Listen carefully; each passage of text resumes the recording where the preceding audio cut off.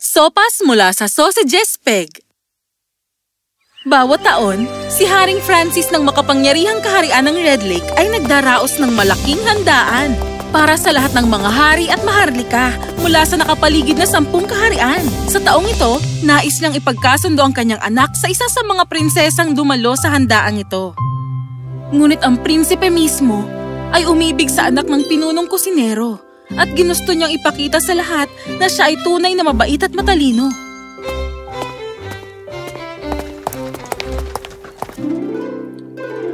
Marie, muli kitang inaalok. Pakakasalan mo ba ako?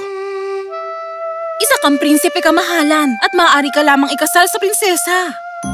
Hindi ako sangayon.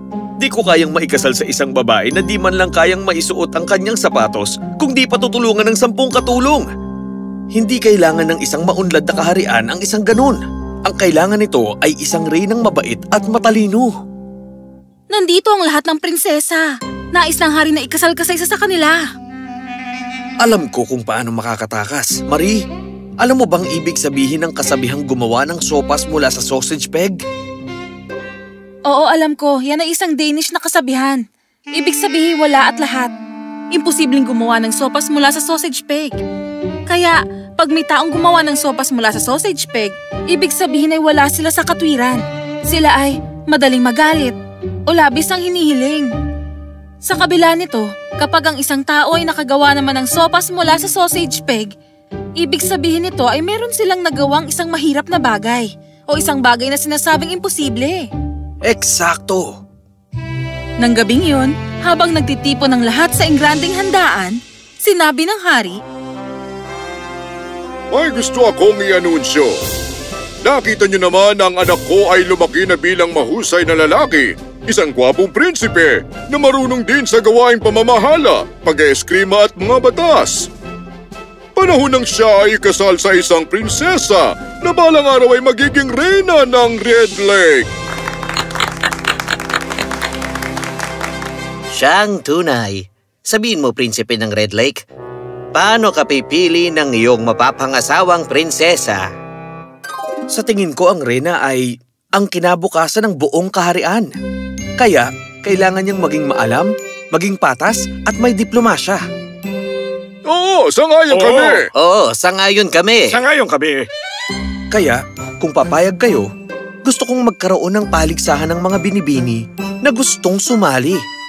Pakakasalan ko ang babaeng magdadala ng sangkap at magluluto ng sopas mula sa isang sausage peg. Paano gagawa ng sopas mula sa isang sausage peg? Siguradong masama ang lasa noon. At malamang ay masama rin sa kalusugan. Paano naman gagawin ng anak ko ang sopas na yon, ha? Kawawa ang prinsesa ko.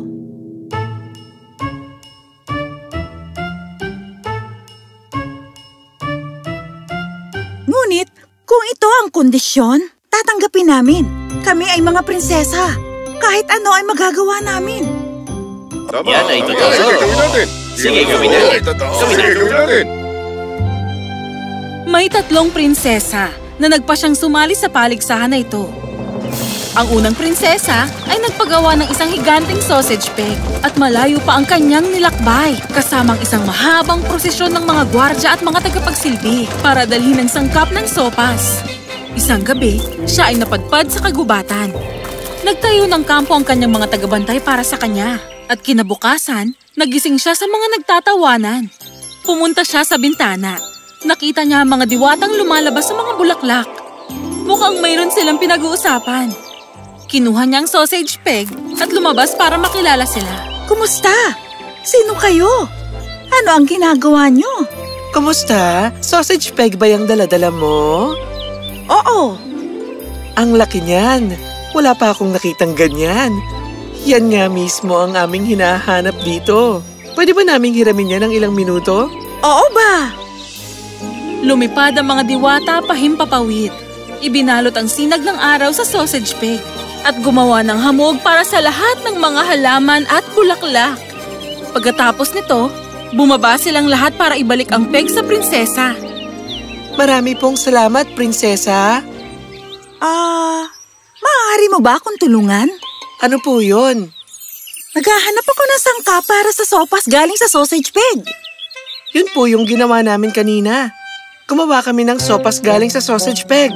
Hindi po namin alam kung may ibang paraan pa. Pero heto, baka magustuhan mo ito. Bumalik ang unang prinsesa sa prinsipe, dala ang pig. Di nila masabi kung paano gumawa ng sopas mula sa sausage peg. Pero binigay nila to sa akin. Binabahing ako sa mga violets. Paumanhin, prinsipe. Siguro panahon na para sumubok ang susunod na prinsesa. Ngayon ang pangalawang prinsesa naman ang sumubok. Siya ay humingi ng payo sa kanyang matalinong lola. Sopas galing sa sausage peg, tama ba? Para magawa mo ito, hanapin mo ang kaalaman. Gamitin mo ang iyong imahinasyon at ihayag ito na may puso ng makata. Hanapin mo ang kaalaman. Gamitin ang iyong imahinasyon at ihayag ito ng may puso ng makata. Sige po, ako'y isang prinsesa. Kaya kong gawin ito. Walang naintindihan ang prinsesa sa sinabi ng kanyang lola. Pinatawag niya ang lahat ng iskolar, pintor at makata sa kaharian niya sa isang prosesyon at pinuntahan ang prinsipe. Inyong kamahalan, nakuha ko na ang sikreto para makagawa ng sopas mula sa isang sausage peg. Talaga? Ang kailangan lang para makagawa ng sopas mula sa sausage peg ay hanapin ang kaalaman, gamitin ang iyong imahinasyon at ihayag ito na may puso ng makata. Heto ang lahat ng mga iskolar ng kaharian ko para sa kaalaman, mga pintor para sa imahinasyon at mga makata upang magpahayag. Prinsesa, ang paligsahan ay para sa'yo. Hindi para sa mga iskolar, mga pintor at makata ng iyong kaharian. Ngunit inyong kamahalan, ako ay isang prinsesa at bilang prinsesa palagi dapat may tumutulong at umaalalay sa akin. Sa tingin ko po ay panahon na para sa ikatlong kalahok, Ama. At ngayon ang ikatlong prinsesa ay sinubukan ng kanyang swerte. Malayo ang kanyang naging paglalakbay. Isang araw nakarating siya sa isang nayon at nakarinig siya ng mga boses na parang may dalawang batang nag-aaway. Ako ang dapat na dumampot niyan. Ako ang unang nakakita. Akong nauna. Akong unang hahawak. Hindi mahalaga kung sinong unang nakakita. Pumasok na kayo at kumuha ng kaunting gatas para sa tutang ito. Huwag kayong gumawa ng sopas mula sa sausage peg.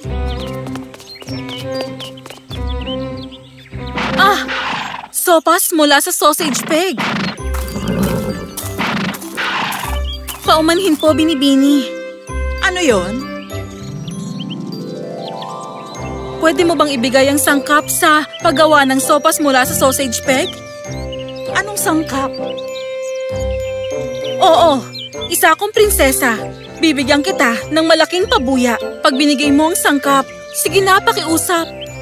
Imposible ang makagawa ng sopas na gawa o galing sa sausage peg. Pero kakasabi mo lang.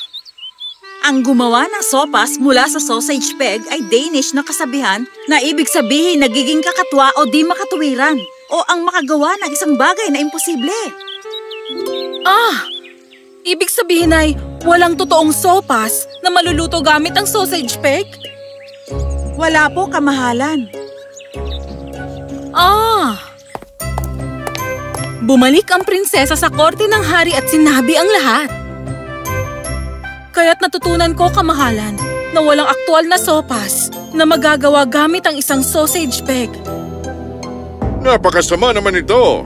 Lahat ito ay para sa kalokohang walang katuturan. Paano mo nagawa ang tratuhin sila ng ganito? Ang kawawang anak ko ay nilakbay ang buong kaharian para lang maibigay ang sangkap. Oo, pero may 100 katulong. 100 katulong lang? Ang kawawa kong anak. At itong lahat ay para lang sa wala? Mananagot sila sa insultong ito. Tandaan niyo yan. Magtutuos tayo. Oo, magkakaroon ng digmaan. Magkakaroon ng digmaan. Oo, magtutuos tayo. Magtutuos tayo. Oo, magkakaroon ng digmaan. Sandali, mga kamahalan. Mayroon po talagang sopas na nagagawa sa sausage peg. Totoo? Opo! Nakita mo. At hindi kami maniniwala hanggat di namin natitikman ito. Mainam po, kamahalan. Ipasok niyo na. Salamat. Ang espesyal na sopas na ito ay mayroong 3 sangkap. Una, kumuha ng tubig at pakuluin ito ng maigi. Tapos, ilagay ang mga sausage peg. Siyempre, dahil ito ang pinaka-importanting sangkap. Pagkatapos, ito ang pangatlo at ang pinakahuling mahalagang bagay na kailangan. Ano naman yon? Ang dahilan kung bakit hindi kilalang sangkap na ito ng marami. Ano nga yon? Ang tunaw na ginto ng 3 korona ng hari. Ano? Opo. Ang espesyal na sopas ay di makukumpleto kung wala ito. Ayaw niyo po bang matikman ito, kamahalan? Ngayon, nag-aalala ang mga hari at reyna. Napakalaking kahihiyan para tanggalin ng isang hari ang kanyang suot na korona. Dahil, kung tutuusin, sila rin mismo ang humingi ng katunayan na ang sopas na ito ay hindi gawa-gawa lang at nagsabing gusto nila itong tikman. Nang biglang, may naisip ang isa sa mga hari. Tumayo siya at sinabi nang may buong pagmamayabang niya sa lahat, Bueno, ang pagtikim sa sopas ay katumbas ng di pagrespeto sa kabaitan ng ating mahal na kaibigang ang Hari ng Red Lake. Dito pinahihintulutan sa aming magaling at mahusay na kultura, kaya naniniwala kami na totoo ang sopas at sumasang-ayon kami na malamang ay masarap ito. Ngunit ayaw na namin itong matikman pa, kaya hindi mo na ito kailangang ihanda pa. Oo, hindi na namin kailangan tikman pa. Hindi ko na gustong tikman pa ito. Mabuti kung ganon. Sa tingin ko ay tama at patas lang na ang dalagang ito ang nagtagumpay na magdala ng sangkap ng isang sopas mula sa sausage peg sa ating lahat dito. Ang ating tatanghalin na nanalo sa paliksahang ito ng mga prinsesa. Sangayon kami. Oo, sangayon kami. Binibini, pumapayag ka bang pakasalan ng aking anak, ang prinsipe ng Red Lake? "Payag po ako, kamahalan." Sa paraang ito, nagamit ni Maria ang kanyang talino upang sagipin ang lahat ng 4 na kaharian mula sa malaking digmaan. Sinagip niya ang mga kaharian sa paggawa ng sopas mula sa sausage peg. Siya at ang prinsipe ay kinasal at pinamunuan ang kaharian ng may talino at pagmamahal.